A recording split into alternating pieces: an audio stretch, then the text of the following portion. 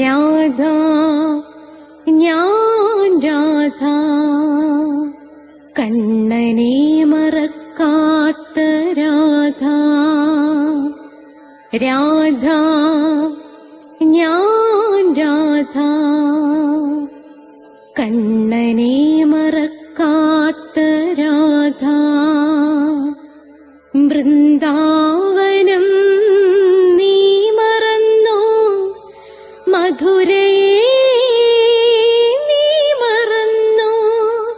വൃന്ദാവനം നീ മറന്നോ, മധുരയെ നീ മറന്നോ.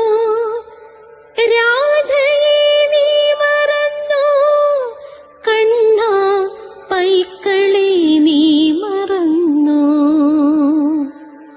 രാധയെ നീ മറന്നോ, കണ്ണാ പൈക്കളെ നീ മറന്നോ.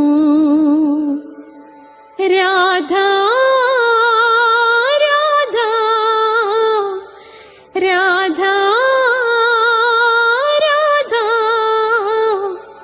മറന്നിട്ടും മറക്കാത്ത രാധ, മറന്നിട്ടും മറക്കാത്ത രാധ. രാധേ രാധേ രാധേ രാധേ, മറന്നിട്ടും മറക്കാത്ത രാധ, മറന്നിട്ടും മറക്കാത്ത രാധ.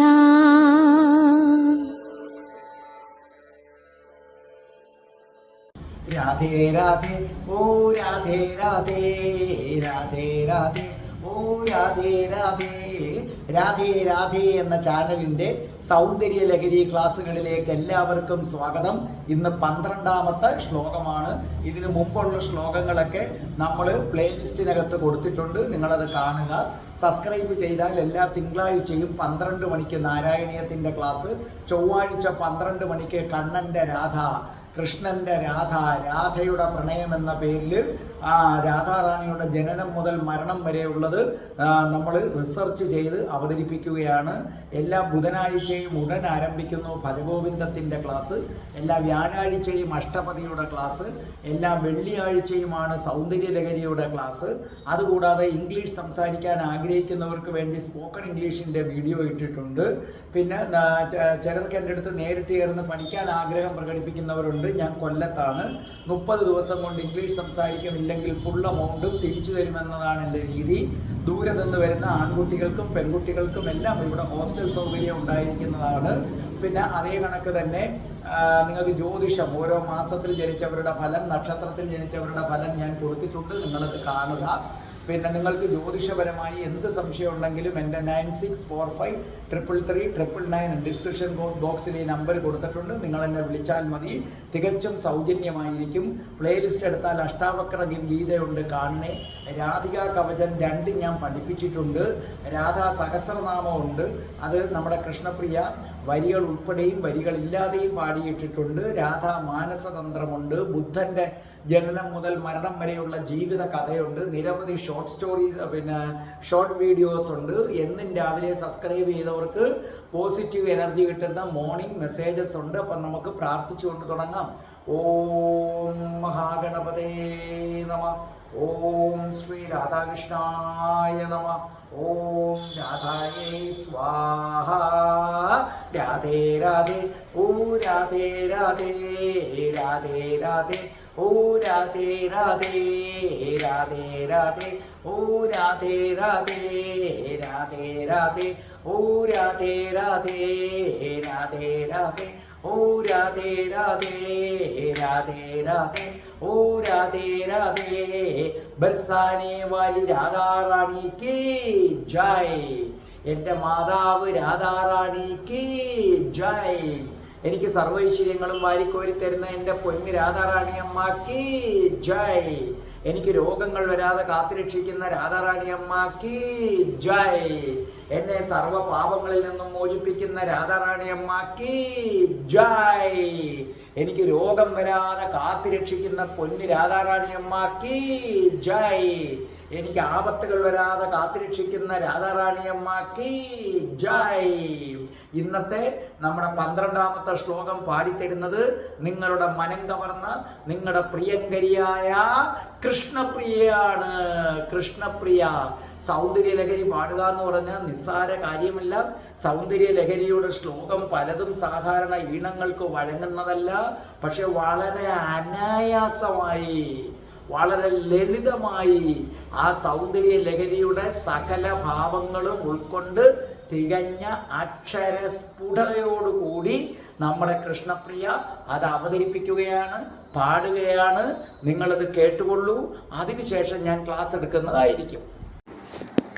त्वदीयं सौन्दर्यं तुहिनगिरिकन्ये तुलयितुं कवीन्द्राकल्पन्ते कथमपि विरिञ्चि प्रभृतया यदा लोकौत्सुक्यादमरललना यान्ति मनसा तपोभिर्दुष्प्रापामपि ഗിരിശസായൂജ്യ പദവി. അപ്പം നമുക്ക് ആരംഭിക്കാം. ശ്രദ്ധിച്ചേട്ടെ, നമ്മുടെ കൃഷ്ണപ്രിയ അത് പാടിത്തന്നത് കേട്ടല്ലോ. തുതീയം സൗന്ദര്യം തുഹിന ഗിരികന്യേ തുലയിതും കവീന്ദ്രാ കൽപ്പന്തേ കഥമഭി വിരിഞ്ചി പ്രഭൃതയാ യഥാ ലോകൗത്സുഖ്യാദാമര ലലനായാന്തി മനസാ തപോഭിർ ദുഷ്പ്രാപാമഭി ഗിരിശ സായൂജ്യ പദവിയും. അർത്ഥം എഴുതിക്കോ. ത്വദീയ സൗന്ദര്യം എന്ന് വെച്ചാൽ എന്താ? ത്വദീയം സൗന്ദര്യം സമവിട്ടിട്ട് ദേവിയുടെ സൗന്ദര്യത്തെ, ദേവിയുടെ സൗന്ദര്യത്തെ. തുഹിന ഗിരികന്യേ അർത്ഥം അല്ലയോ ഹിമവാന്റെ പുത്രി, അല്ലയോ ഹിമവാന്റെ പുത്രി. ആരാ ഹിമവാന്റെ പുത്രി എന്ന് പറയുന്നത്? പാർവതി ദേവി. തുലയിതും ഉപമിച്ചു വർണ്ണിക്കുന്നതിന്, ഉപമിച്ചു വർണ്ണിക്കുന്നതിന്. കവീന്ദ്ര എന്ന് പറഞ്ഞ ശ്രേഷ്ഠന്മാരായ കവികൾ, ശ്രേഷ്ഠന്മാരായ കവികൾ. കൽപ്പന്തേ അർത്ഥം സമർത്ഥന്മാരാകുന്നുവോ? ക്വസ്റ്റ്യൻ മാർക്കാണത്. സമർത്ഥന്മാരാകുന്നുവോ എന്ന് പറഞ്ഞാൽ അത്രയ്ക്ക് സാമർഥ്യമില്ല എന്നർത്ഥം. അടുത്തത് കഥമഭി വളരെ പ്രയാസപ്പെട്ടിട്ടും വിരിഞ്ചി പ്രഭൃതയ ബ്രഹ്മാവ് മുതലായ യഥാ ലോകൗത്സുഖ്യാൽ അർത്ഥം ദേവിയുടെ സൗന്ദര്യത്തെ കാണണമെന്ന ആഗ്രഹത്തോടെ, ദേവിയുടെ സൗന്ദര്യത്തെ കാണണമെന്ന ആഗ്രഹത്തോടെ. അമരലലന അർത്ഥം രംഭ ഉർവശി മുതലായ അപ്സര സ്ത്രീകൾ, രംഭ ഉർവശി മുതലായ അപ്സര സ്ത്രീകൾ. യാന്തി മനസ്സ മനസ്സുകൊണ്ട് പ്രാപിക്കുന്നു. തപോബി അർത്ഥം തപസ്സുകൾ കൊണ്ട്.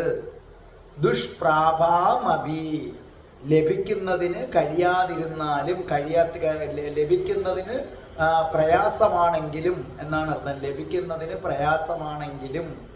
ഗിരിശ സായൂജ്യ പദവിയും അർത്ഥം ശിവസായൂജ്യ പദം, ശിവസായൂജ്യ പദം അല്ലെങ്കിൽ ശിവനിൽ ഐക്യത്തെ എന്നാണ് അർത്ഥം.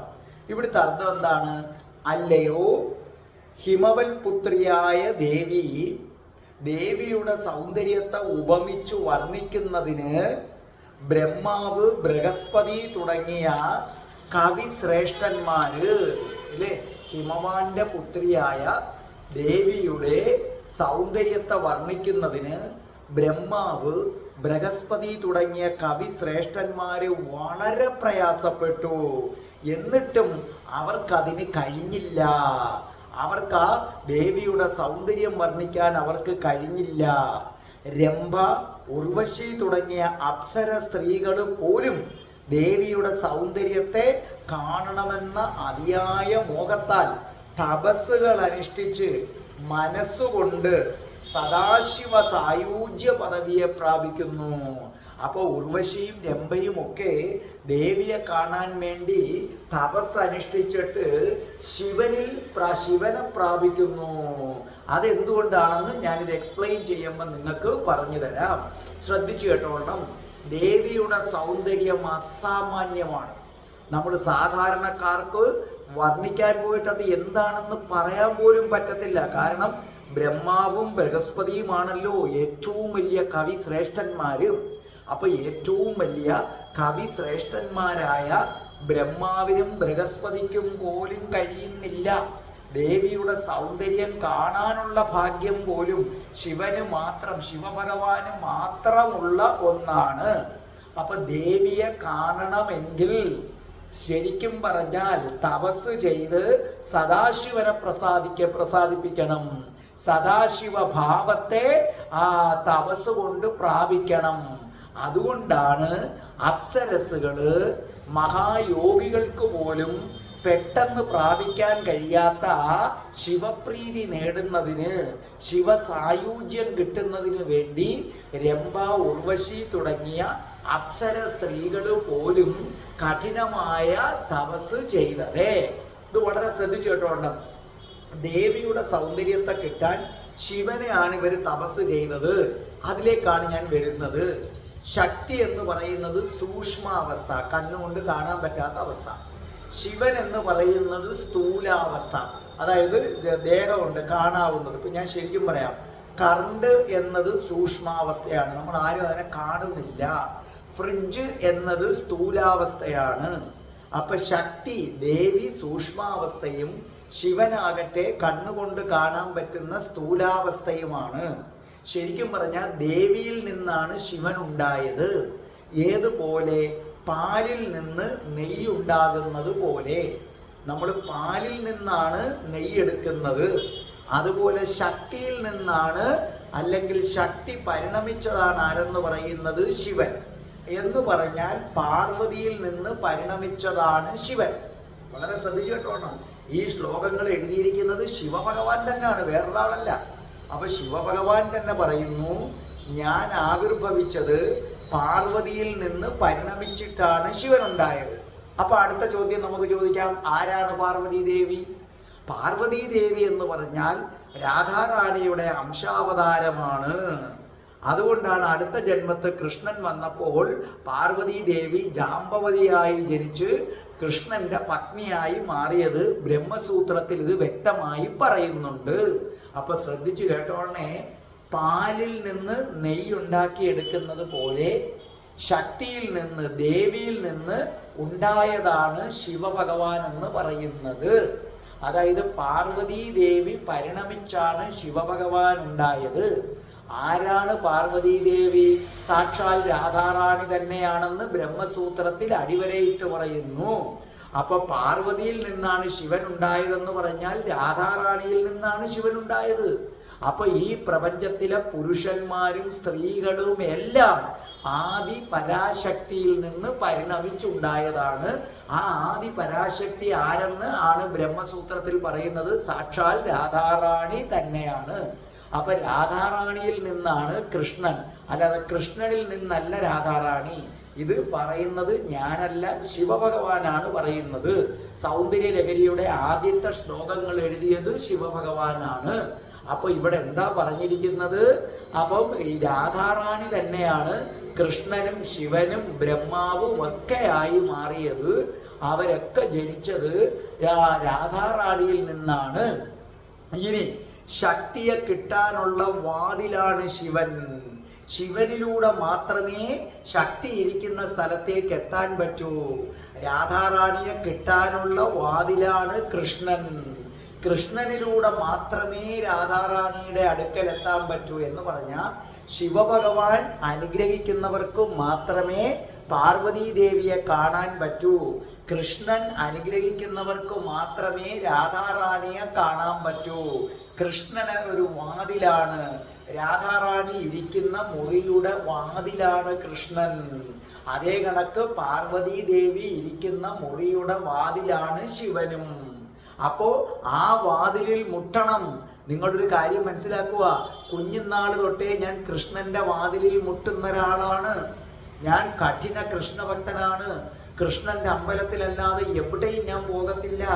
അപ്പൊ കുഞ്ഞുനാൾ തൊട്ടേ ഞാൻ കൃഷ്ണന്റെ വാതിലിൽ മുട്ടി മുട്ടി മുട്ടി മുട്ടി നിന്നതിന്റെ ഫലമായിട്ട് കൃഷ്ണൻ എനിക്ക് ആ വാതിൽ തുറന്നു തരികയും അങ്ങനെ ഞാൻ രാധാറാണിയുടെ അടുക്കലേക്ക് എത്തുകയും ചെയ്തു. അപ്പോൾ നിങ്ങളിപ്പം വെറും കൃഷ്ണഭക്തരാണ്, നിങ്ങൾക്ക് രാധാറാണിയിൽ ഭക്തി ലഭിക്കുന്നില്ല എങ്കിൽ അർത്ഥം നിങ്ങൾ ആ രാധാറാണിയുടെ അടുക്കലേക്ക് വിടാൻ വേണ്ടി അത്ര പ്യുവർ ആയിട്ടില്ല, ഭഗവാന് നിങ്ങളിൽ അത്ര വിശ്വാസം പോരാന്നർത്ഥം. അതുപോലെ തന്നെ നിങ്ങൾ ശിവഭക്തനാണ്, പാർവതീ ദേവിയെ നിങ്ങൾ ആരാധിക്കുന്നില്ല എങ്കിൽ അതിൻ്റെ അർത്ഥം ശിവഭഗവാൻ നിങ്ങളെ ഇഷ്ടമാണ്, പക്ഷേ പാർവതീ ദേവിയെ കാണാനുള്ള യോഗ്യത നിങ്ങൾക്കായില്ല എന്നാണ് അതിൻ്റെ അർത്ഥമെന്ന് പറയുന്നത്. അങ്ങനെ നിരവധി തവണ ആ കൃഷ്ണന്റെ വാതിലിൽ കുഞ്ഞുനാൾ തൊട്ടേ മുട്ടി മുട്ടി മുട്ടി മുട്ടി 170 പരം നിർമാല്യം മുടങ്ങാതെ തൊഴുതതിൻ്റെ ഫലമായി കൃഷ്ണൻ എനിക്ക് രാധാറാണിയുടെ അടുക്കലേക്കുള്ള വാതിൽ തുറന്നു തന്നു. ഞാൻ രാധാറാണിയുടെ അടുക്കലേക്ക് എത്തി. അപ്പൊ നിങ്ങൾക്ക് ഏത് ദേവന്റെ എൻ്റെ അടുക്കൽ എത്തണമെങ്കിലും ദേവി വേണമെന്ന് നിങ്ങൾ കരുതുക. അപ്പൊ ദേവസ്ത്രീകളെ കൊണ്ട് പുരുഷഭാവത്തെ ഇവിടെ എന്താണ് ശരിക്കും പറഞ്ഞാൽ രംഭയ്ക്കും ഉർവശിക്കും അപ്സരസ്സുകൾക്കും എല്ലാം ദേവിയുടെ സൗന്ദര്യം ഒന്ന് കാണണം. പക്ഷെ അതിന് ശിവഭഗവാൻ എന്ന വാതിലിലൂടെ കടന്നു പോകാൻ പറ്റൂ. അപ്പൊ ദേവിയുടെ ഒരു സൗന്ദര്യം കാണുന്നതിന് വേണ്ടി അപ്സരസ്സുകളെ കൊണ്ട് പുരുഷഭാവമായ ശിവനെ പ്രാർത്ഥിപ്പിക്കത്തക്ക വണ്ണം അത്രയ്ക്ക് മാഹാത്മ്യവും ജ്വലിക്കുന്ന സൗന്ദര്യവുമുള്ള ഒരാളാണ് ആരെന്ന് പറയുന്നത്? സാക്ഷാൽ മഹാത്രിപുര സുന്ദരി ആദി പരാശക്തി എന്ന് പറയുന്നത്.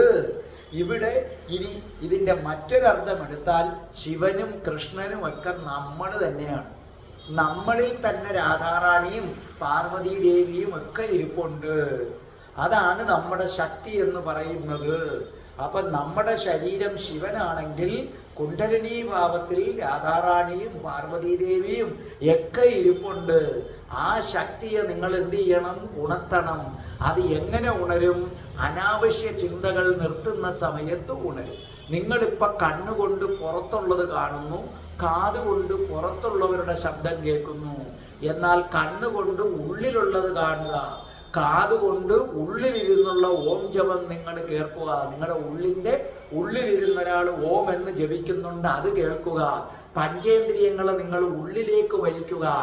ആമ അതിൻ്റെ തോട് ഉള്ളിലേക്ക് വലിക്കുന്നത് പോലെ അങ്ങനെ ചിന്തകളെ അടക്കി ഇന്ദ്രിയങ്ങളെ അടക്കി കഴിയുമ്പോൾ നിങ്ങൾ എന്ന ശിവൻ അല്ലെങ്കിൽ നിങ്ങൾ എന്ന കൃഷ്ണനിൽ ഇരിക്കുന്ന രാധാറാണി അല്ലെങ്കിൽ പാർവതീ ദേവി എന്ന കുണ്ഡലിനി ഉണരും. അത് ഉണർന്ന് കഴിയുന്നതോടുകൂടി പിന്നെ ബ്രഹ്മസത്യങ്ങളെല്ലാം തെളിയും. അതോടുകൂടി ലൗകിക ബന്ധങ്ങളിലും ലൗകിക കാര്യങ്ങളിലുമുള്ള താല്പര്യമെല്ലാം അങ്ങ് തീരും. കാരണം രത്നക്കല്ല് കണ്ടാൽ പിന്നെ ഓട്ടുപാത്രം ആരെങ്കിലും പിടിച്ചോണ്ടിരിക്കുമോ? ഈ ലൗകിക ബന്ധങ്ങളൊക്കെ വെറും ഓട്ടുപാത്രമാണ്. ആ രത്നക്കല്ല് നമുക്ക് കിട്ടണം. അപ്പോൾ ഓരോരുത്തരും വിചാരിക്കുക, നിങ്ങൾ തന്നെയാണ് ശിവൻ, നിങ്ങൾ തന്നെയാണ് കൃഷ്ണൻ. ഈ ചാനൽ കണ്ടുകൊണ്ടിരിക്കുന്ന സ്ത്രീകളെ, നിങ്ങൾ തന്നെയാണ്. സ്ത്രീകളും നിങ്ങൾ തന്നെയാണ് കൃഷ്ണൻ, നിങ്ങൾ തന്നെയാണ് പാർവതി. നിങ്ങളിൽ തന്നെ ആരിരിപ്പുണ്ട്? ആ രാധയും പാർവതീ ദേവിയും. അതിനെയാണ് കുണ്ഡലിനി എന്ന് പറയുന്നത്. ചിന്തകൾ അടങ്ങിക്കഴിയുമ്പോൾ അവൻ ഉണരും. ഉണർന്നു കഴിഞ്ഞാൽ ബ്രഹ്മരഹസ്യം പിടികിട്ടും. അത് രത്നക്കല്ലാണ്. പിന്നെ നിങ്ങൾക്ക് ലൗകിക ബന്ധങ്ങളും ലൗകിക സുഖങ്ങളും പണവും എല്ലാം നിങ്ങൾക്ക് വെറും ഓട്ടുപാത്രമായിട്ട് തോന്നും. അങ്ങനെ കുണ്ഡലിനി എന്ന ദേവിയെ ഉണർത്തി നിങ്ങൾക്ക് ബ്രഹ്മരഹസ്യം കിട്ടട്ടെ. അതിനായി ഞാനും പ്രാർത്ഥിക്കുന്നു. രാധേ രാധേ, ഓ രാധേ രാധേ, രാധേ രാധേ, ഓ രാധേ രാധേ, രാധേ രാധേ, ഓ രാധേ രാധേ, രാധേ രാധേ, ഓ രാധേ രാധേ, രാധേ രാധേ, ഓ രാധേ രാധേ, രാധേ രാധേ, ഓ രാധേ രാധേ. ഓം ശ്രീം ഹ്രീം ക്ലീം ഐം ബ്രം രാസേശ്വരി രാധികായേ സ്വാഹ.